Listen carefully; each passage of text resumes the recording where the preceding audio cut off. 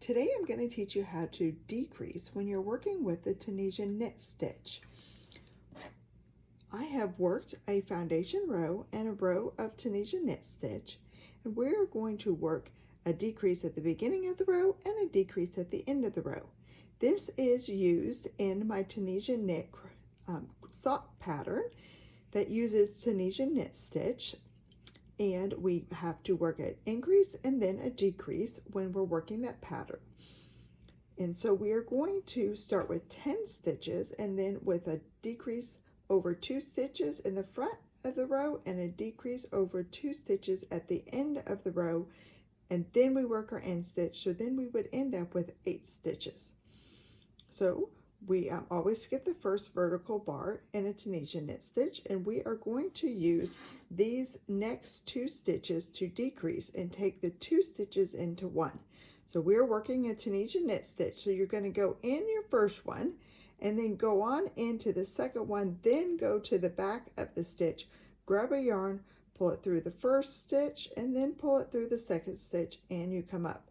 So now you took those 2 stitches into 1. Then we are going to work across the row until we get to the last 2 stitches, not counting the end stitch.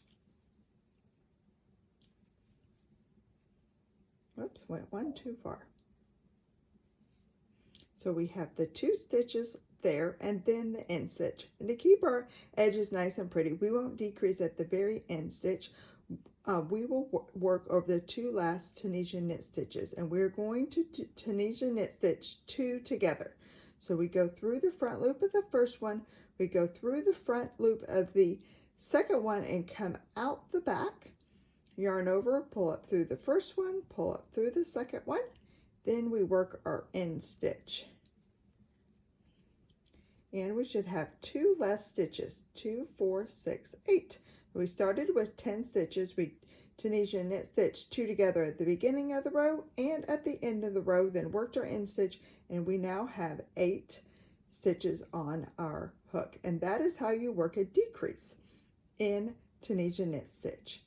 It's not always done at the beginning and end of rows. Sometimes it's done in the middle. Your pattern will tell you how.